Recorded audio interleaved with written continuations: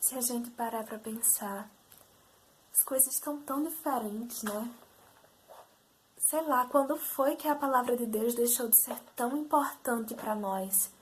Quando foi que o verdadeiro evangelho ficou cada vez mais apagado e a onda de heresia que surge cada vez mais popular no meio cristão? Quando será que isso começou a dominar tanto essa nossa geração? As pessoas hoje são mais acostumadas, estão mais acostumadas, mais adaptadas a se deixarem levar por qualquer coisa que escutam, qualquer coisa que vem na televisão, qualquer coisa que assiste por aí, do que mesmo que a palavra do Senhor ensina verdadeiramente, sabe? O que o evangelho genuíno de Cristo nos passa. Isso tem se tornado cada vez mais esquecido. Então hoje eu quero falar para vocês, eu quero dar algumas dicas para vocês em como eu mantenho foco nas escrituras, em como eu estudo a palavra, em como eu estudo a Bíblia, como eu faço os meus estudos bíblicos, enfim.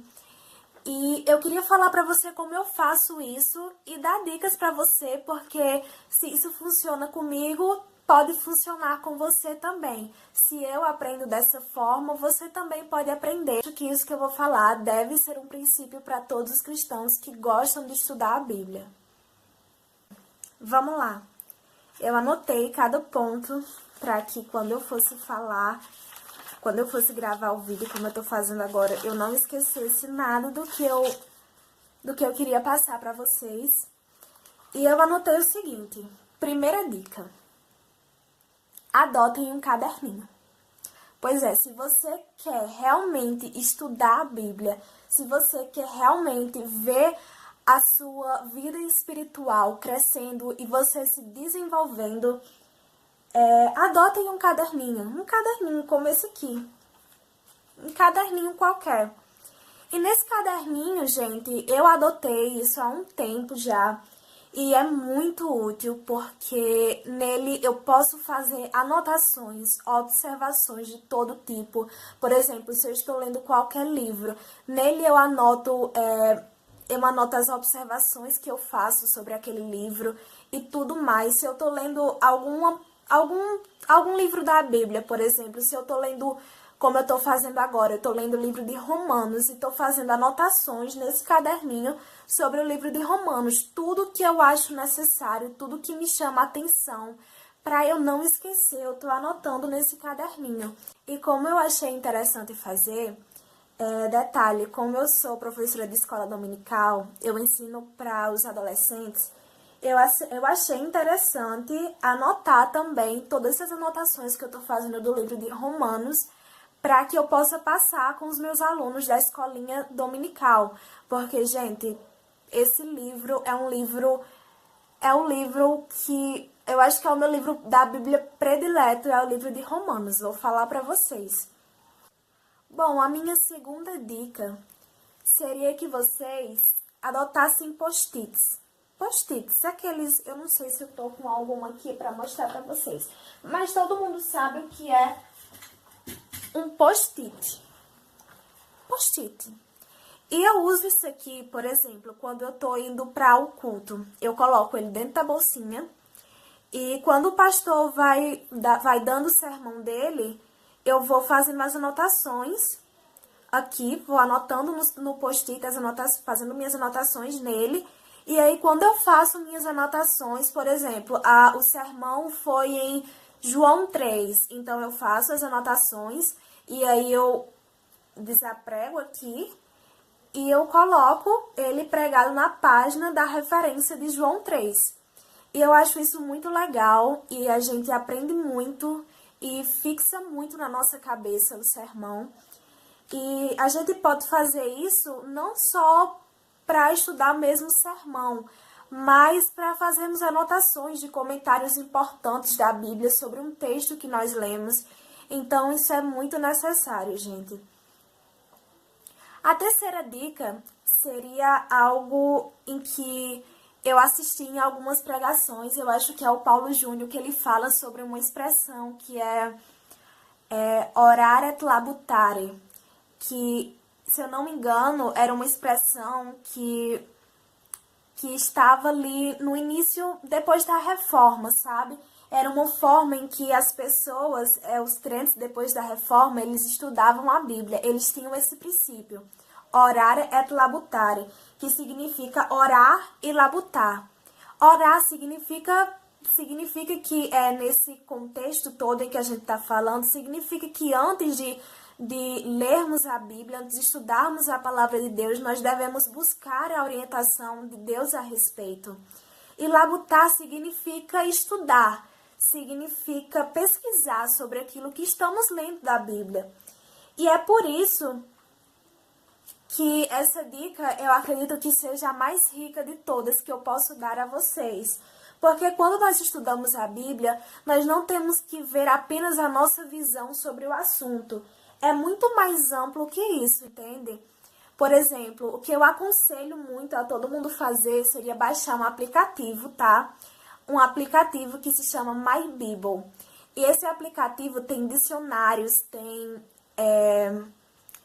tem comentários que a Bíblia de Gênebra faz sobre qualquer referência que você pesquisar. Se você quer, João 2, versículo 1, e você pesquisar lá nesse aplicativo, já tem o comentáriozinho da Bíblia de Gênebra. E, gente, eu não sei se você já ouviu falar nessa Bíblia, mas é uma Bíblia mais do que indicada e aconselhável. Se você não quer baixar esse aplicativo, você baixa outros comentários de teólogos bíblicos sobre aquilo que você quer entender, os textos que você quer entender, porque comentários bíblicos nos ajudam muito a entender sobre o contexto mesmo que aquele texto bíblico que a gente está lendo quer dizer. Baixem também dicionários do grego e do hebraico, que são o original, o idioma original bíblico, porque isso também enriquece muito a nossa compreensão da Bíblia. Então, baixem isso, pesquisem em fontes confiáveis. Por exemplo, uma fonte bem confiável aqui, Sola Escritura, aquele site.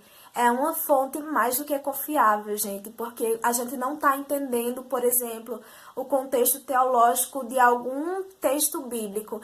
E quando a gente vai pesquisar lá, ele nos dá o contexto teológico, histórico, social e nos ajuda a compreender melhor. E isso faz parte dessa outra dica que eu quero dar, né? A gente precisa estudar o contexto histórico em que o texto foi escrito. A gente deve estudar o contexto histórico porque isso influencia muito na forma em que a gente compreende o texto. E não só o contexto histórico, mas o contexto social, tudo mais, o contexto geográfico. Tudo isso influencia na forma em que a gente compreende o texto. E tudo isso é mais do que importante, gente. Outra coisa, não só isso, tá?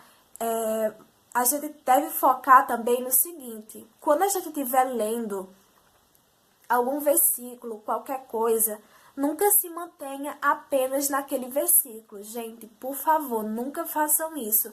Sempre pesquisem o contexto todo.